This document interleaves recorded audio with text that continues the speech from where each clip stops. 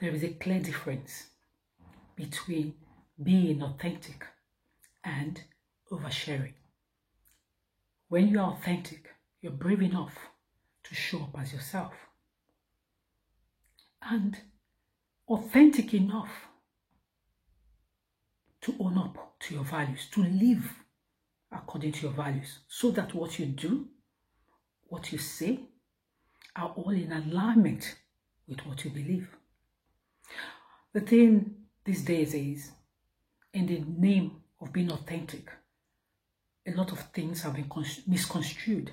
You see somebody sharing, saying they're being open and honest, and sharing their deepest, darkest secrets to the world in the name of authenticity. I want to tell you that in the dating world, especially the initial stages of you dating, this is a relationship killer. You do that, it kills attraction. And attraction in dating is what you need. So oversharing, when it's too early, kills the attraction you're gunning for. So what is oversharing? You may be thinking. A client of mine came to me and shared that she's been seeing this guy for 2 weeks, and they text each other more than 100 times a day. I was alarmed. 100 times a day. But then I found out she has focused all her attention on him. She has lost her sense of self. All because she wants to connect. That is not what you need to do. Because in all honesty, she was oversharing. And another one said, on the first date, she talked about her divorce, the horrible parts of it, and also her childhood issues. And she couldn't get a second date. Do you wonder why? The guy must have looked at the overload of information. She went there to create and get that attraction, the connection. But instead, she overshared and she never got the second date. The question is, are you sharing to create connection, or are you sharing to get sympathy? You're sharing to get sympathy when, for example, you talk about a mistake you've done and you're looking for pity.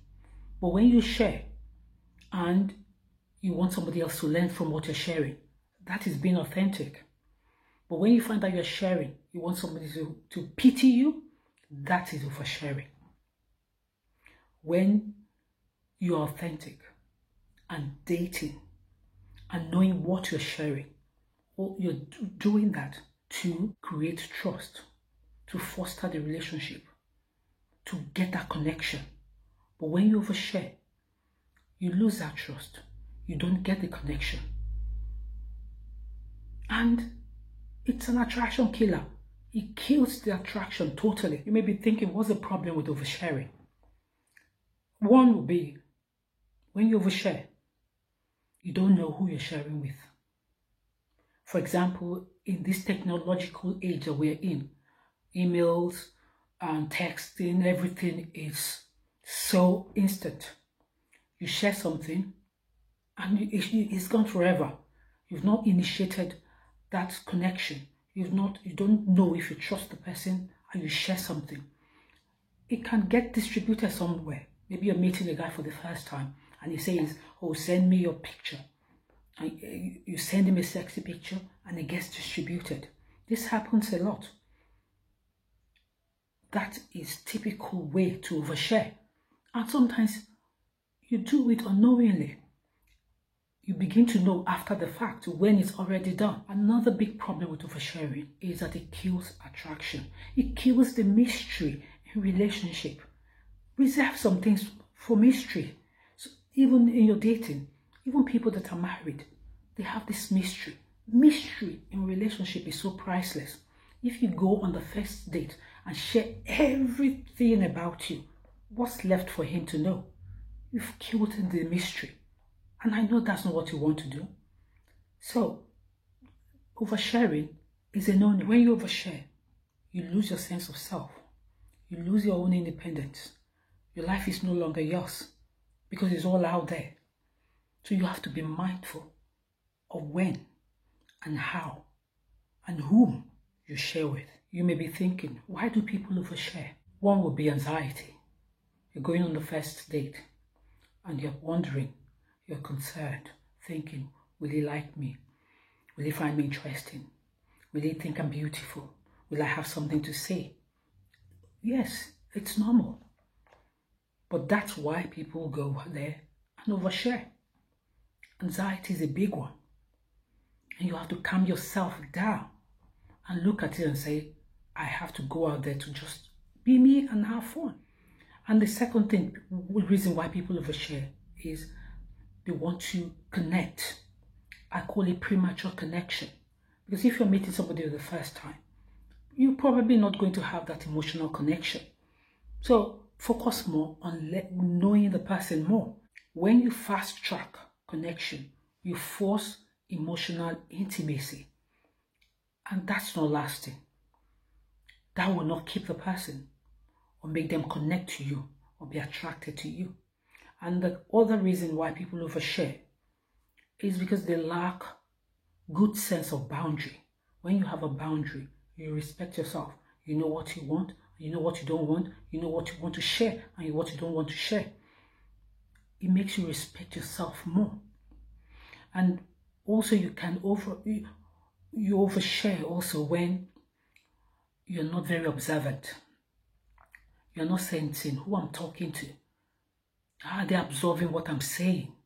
You're just all there talking about you and not really observant if the person, the date you're talking to, or the person you're talking to is actually listening and taking in what you're saying. Those are the reasons why you overshare. So you may be thinking now, how do I stop oversharing? I've got 4 ways for you today. 1, don't put all your information out there. Yes, I've talked about technological age. Here we are in it. But you have to know what you want to share. Think about it. If I share this or I want to post this, how will my family, my parents, my siblings, how will they see it? That will dictate what you share. And if somebody is pushing you to share maybe a sexy picture of you when it's too premature, you know that is too much. You shouldn't make anybody manipulate you to share things you don't want to share. Don't spend all your time talking about you. When you talk about you, you don't get a sense of who you are on a date with or what it's like. Remember my client I told you about? She went there talking about her divorce, her childhood problem. Did not ask about him. And when I asked her, how did she see him? She said, oh, I like him. Okay, what do you like in him? She couldn't come out with anything because she kept on talking about herself. That's something you should limit. Ask questions. Ask open questions. Have conversation. Don't let your conversation be one-sided. So you need to observe these things. Don't talk about you. And when he's talking, listen to understand, not listen to reply. Be in the moment. I know you're anxious because it's a first or second date. When you listen to reply, you will not know what to say. But when you listen to understand, conversations will flow. So trust yourself in this. Third one is to respect yourself. You will start respecting yourself when you love you. Loving yourself unconditionally. You will respect you. You will have boundaries. You will set those boundaries and you will enforce them. And with that, whoever you're on the date with will respect you for it because you have standards. So when you have boundaries, you know what you want to share, you know what you don't want to share. And when you don't want to share something, you say no. You will know, you'll be comfortable saying no and not feel guilty about it. So that with self-respect is a big one. Fourth one is to save the heavy stuff for later. If the relationship is meant to be, you will have time to share all the other stuff you need to share. Don't rush sharing heavy stuff. Share things that will create connection, your goals, your values. Find out about him. Yes, let him talk more. Ask questions. And also you talk as well. But make sure there are things that are not so heavy that will scare him away. The heavy stuff will be shared later for him to know you more. But this initial stage, keep it light. So the practical way to start doing this now is, if, for example, you're wondering, how do I start practicing this? You want to share something, ask yourself, why am I sharing this information? Ask yourself, what am I getting from sharing this information? Is it connection? Is it trust? Is it pity? The answer will come to you. So if it's premature connection, because you've not known him too much, you will know not to share that. If it's for trust, you will know what to share for that. And if it's pity, you will know that too. The intuition, your intuition will let you know. Just listen to it. You won't go wrong. Like, share, comment. I would love to hear your comments. And if you're having problems, knowing when to share, when not to share, or if you're oversharing, I'm here to support you. I've put my calendar in the comment section. Book a call and we can talk about it. Remember, you're awesome. You're enough. I'll see you in my next video. Take care of you.